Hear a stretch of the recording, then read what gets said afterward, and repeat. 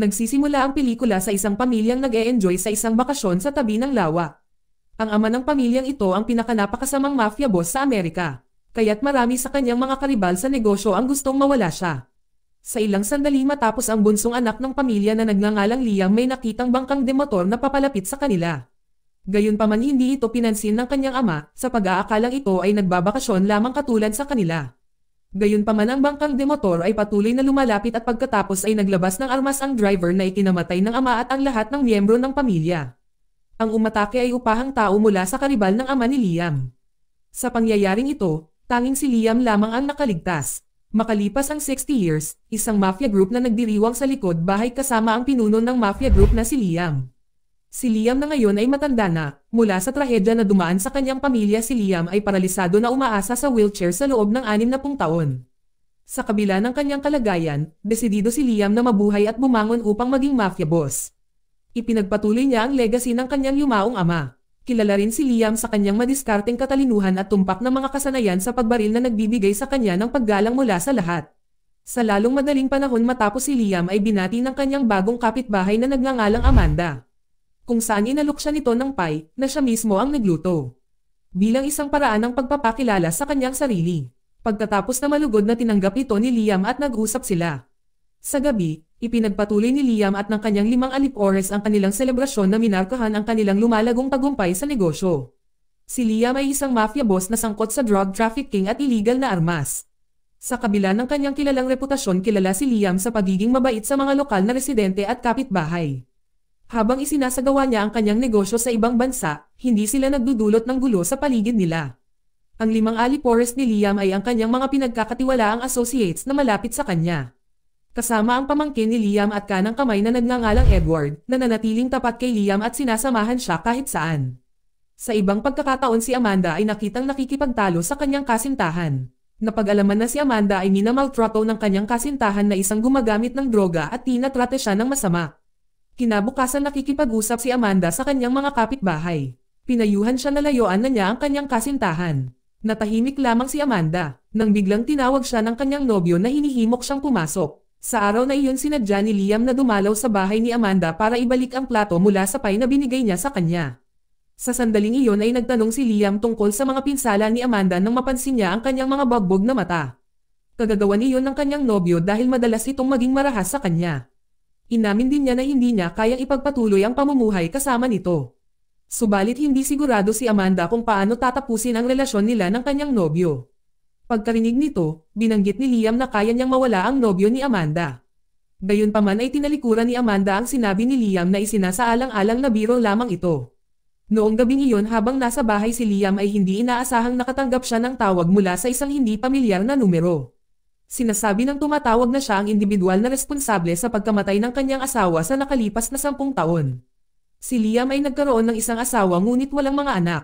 Ang ikinamatay ng asawa ni Liam ay binaril ng isang tao mula sa malayo. Nang marinig ang pag-amin na ito, kaagad na hiniling ni Liam ang address ng tumatawag at ang kakaiba ay agad itong ibinigay ng tao ang mga detalye na nagpapahiwatig na sila ay kasalukuyang nasa hospital. Nang gabing iyon ay pinapanood ni Liam ang kasintahan ni Amanda habang siya ay naglabas ng basura. Marahas niya na kinausap si Liam subalit magalang na humingi ng tawad si Liam at nagkunwaring humingi ng tulong sa kanya para ayusin ang nakasarang baril sa loob ng bahay. Ang nobyo na nagpapanggap na marunong sa mga baril ay pumayag na sundan si Liam sa kanyang tahanan. Nang sa loob ay dinala siya ni Liam sa isang silid at tinutukan siya ng baril. Sa pagkakataong iyon ay humingi ng awa ang lalaki at tinanong kung ano ang kanyang nagawang mali. Kung saan sumagot si Liam na hindi karapat-dapat mabuhay ang mga katulad niya kaya binaril niya ito. Kinabukasan sina Liam at Edward ay inilibing ang nobyo ni Amanda na pinatay ni Liam noong nakaraang gabi. Pagkatapos ay pumunta sila sa hospital para kamprontahin ang tumatawag na sinasabing bumaril sa asawa ni Liam. Pagdating nila nakita nilang nasa kritikal na kondisyon ang tumawag. Tinanong ni Liam kung siya nga ba ang bumaril sa kanyang asawa at tinanong ang dahilan kung bakit. Ipinaliwanag ng lalaki na siya ay may terminal na cancer at nais niyang ipagtapat ang kanyang mga nakaraang kasalanan bago siya mamatay. Sa sandaling iyon ay isiniwalat niya na ang kanyang target ay si Liam mismo at hindi ang asawa niya. Ngunit ang asawa ni Liam ang kanyang tinamaan dahil sila ay sa isang hot air balloon noong panahong iyon. Umamin din ng lalaki na kumilos siya ayon sa utos ng 5 alipores ni Liam. Dahil dito ay ikinagalit ni Liam na hindi kailanman naghinala na ang kanyang mga tapat na alipores ay mga traidor. Bago umalis nagpasalamat si Liam sa lalaki sa pag-amin sa kanyang pagkakamali at sinabi ang lahat. Gayunpaman kailangan ding patayin ni Liam ang lalaki dahil sa kanyang mga ginawa. Pagkalabas ng hospital dumiretso sina Liam at Edward sa puntod ng kanyang asawa kung saan nangako si Liam na ipaghihiganti ang pagkamatay ng kanyang asawa. Sa pamamagitan ng pagharap sa kanyang 5 hindi tapat na alipores. Kinabukasan ay inihanda ni Edward ang kanilang mga sandata habang binabalak nilang harapin at paksain ang mga taksil na alipores. Bago umalis si Liam nagpaalam siya kay Amanda na tiniyak sa kanya na hindi na siya maaabalan ng kanyang mapang-abusong kasintahan. Si Amanda ay gumaan ang pakiramdam, pagkatapos noon ay ipinahayag ni Liam ang kanyang pagmamahal kay Amanda at nangakong babalik. Pagkatapos ng set sa kanyang misyon na balak niyang yayain itong makipag-date. Nang marinig itong umiti si Amanda at sabik maghihintay sa kanyang pagbabalik. Pagkatapos ng kanilang pag-uusap, kinailangan ni Liam at Edward na maghiwalay dahil may apurahang negosyo si Liam. Sa kanilang paglalakbay ay dumiretso sila sa unang target ni Liam, na isa sa kanyang mga alipores na nagpatakbo ng isang nightclub sa isang kalapit na lungsod.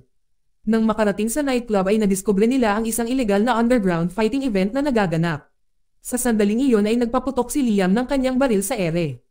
Upang makuha ang atensyon ng may-ari ng nightclub, nilapitan siya ng isa sa mga alipores niya na nagngangalang Anton na nagtataka kung bakit dumating si Liam nang hindi ipinaalam sa kanya. Pagkatapos ay ipinaliwanag ni Liam na nandoon siya upang humingi ng paghihiganti para sa pagkamatay ng kanyang asawa.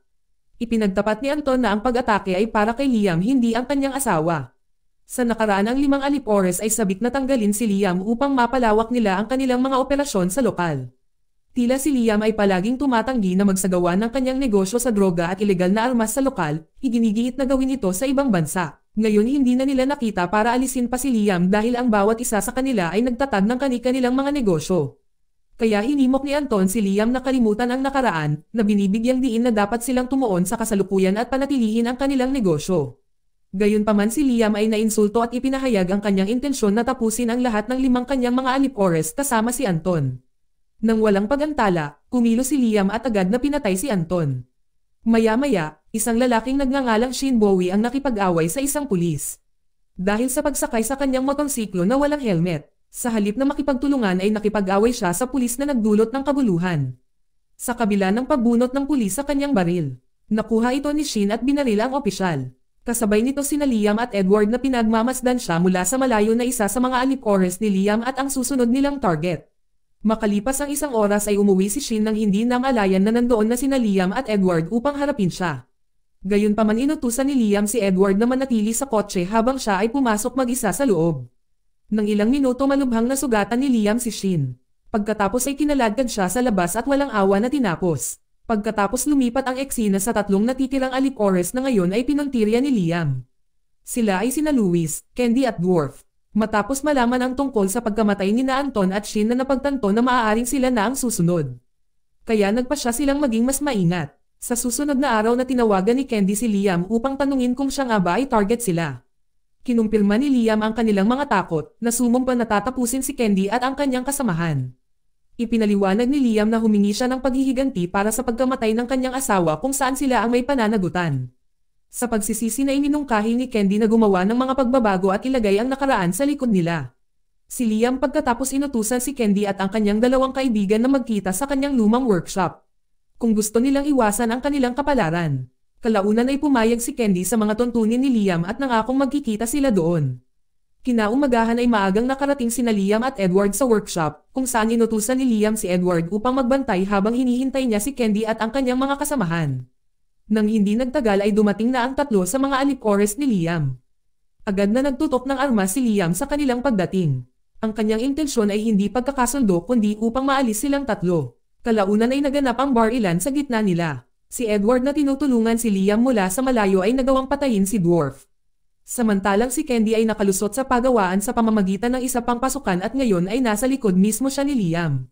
Ngunit nang papatayin na ni Candy si Liam ay bigla siyang nahulog sa isang bitag na inihanda nito. Nang walang pag-aalinlangan si Liam agad na pinatay si Candy. Habang papaalis na si Liam ay inatake siya mula sa likuran ni Louis, buti na lang at napatay siya ni Liam. Sa huli ay matagumpay na napatay ni Liam ang lahat ng 5 niyang alipores na nagtaksil sa kanya at sa wakas ay masaya na siya sa kanyang paghihiganti. Kinabukasan ay pumunta si Liam sa bahay ni Amanda para tuparin ang pangakong isama siya sa isang date. Sa sandaling iyon ay masayang tinanggap ni Amanda ang kanyang imbitasyon. Dahil nagustuhan din niya si Liam. Noong gabing iyon dinala ni Liam si Amanda sa isa sa mga paboritong cafe niya kung saan hiniling niya kay Edward na bantayan ang anak ni Amanda na medyo problemado. Habang nasa cafe, sinubukan ni Liam na aliwin si Amanda sa pamamagitan ng stand-up comedy. Ngunit nang pumunta si Amanda sa banyo ay biglang may isang babae na sumunod sa kanya at kinuha siya. Saka napagtanto ni Liam na nawala si Amanda at agad na hinanap siya sa labas ng cafe. Ilang sandali matapos malaman ni Liam mula sa isang customer na si Amanda ay kinuha ng isang blonde na babae, napagtanto na siya ay kinidnap ay nagpasya siyang umuwi. Sa susunod na araw si Liam ay maaari na lamang mag-isip. Dahil hindi niya alam kung saan hahanapin si Amanda o kung sino ang kumidnap sa kanya. Sa ilang sandali lumapit ang anak ni Amanda kay Liam na nagmamakaawa sa kanya na hanapin ang kanyang ina. Saka na nga kung ibabalik ni Liam si Amanda ng ligtas. Sa hapon ay iniwan ni Liam ang anak ni Amanda sa kanilang kapitbahay dahil sisimulan na nila ni Edward na hanapin si Amanda at alisin ang mga dumukot sa kanya. Hindi nagtagal matapos matanggap ni Liam ang isang tawag mula sa isang mafia boss na nagngangalang Brandon na karibal sa negosyo ni Liam. Habang tumatawag si Brandon ay humiling kay Liam na pumunta sa kanyang punong tanggapan at ipagpalit si Amanda sa isang flash drive na naglalaman ng malaking data ng kliyente ni Liam. Nang marinig ito ni Liam ay agad na umalis si Edward upang iligtas si Amanda. Pagkaraan ay nakipagkita sina Liam at Edward kay Brandon sa kanyang punong tanggapan.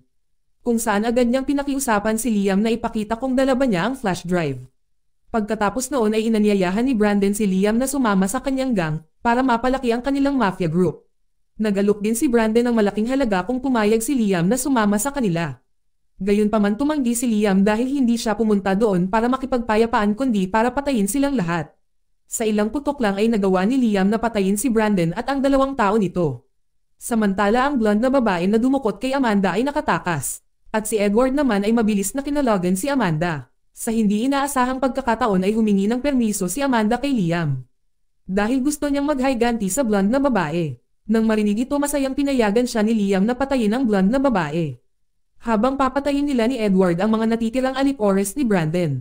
Sa kasamaang palad sa gitna ng labanan ay binaril si Edward ng isa sa mga alipores ni Brandon kung saan agad na gumanti si Liam at nagawang talunin silang lahat. Nang mapagtantong maikli na ang kanyang oras ay hiniling ni Edward kay Liam na umalis kasama si Amanda. Sa kabilang banda ay na-corner ni Amanda ang blonde na babae. Humingi siya ng awa at nangakong magsisisi siya. Gayunpaman ay hindi pinansin ni Amanda ang kanyang mga salita at pinatay ang blonde na babae. Sa huli ay nagtagumpay si Liam sa pagpatay kay Brandon at sa lahat ng kanyang mga alipores, bagaman naging biktima si Edward. 2 araw ang nakalipas si Liam ay nagpaalam kay Amanda. Pinaalalahanan niya si Liam sa pangako nitong magsasama sila. Ngunit kinansela ni Liam ang pangakong iyon. Dahil napagtanto niyang ang sino mang malapit sa kanya ay nasa panganib. Pagkatapos noon ay nagpasya si Liam na mamuhay ng mag-isa upang maiwasan ang karagdagang mga kasawian. Pagkatapos ay pumunta si Liam sa gilid ng lawa, kung saan siya at ang lahat ng miyembro ng kanyang pamilya ay tinapos. Sa sandaling iyon ay naaalala na lamang ni Liam ang lahat ng mga alaala ng pagkabata kasama ang kanyang pamilya. Kung saan ipinangako rin niya na mula ngayon ay magre-retiro na siya at lilipat sa ibang bansa upang mamuhay ng normal tulad ng iba. Dito nagtatapos ang palabas. Salamat sa panonood kaibigan.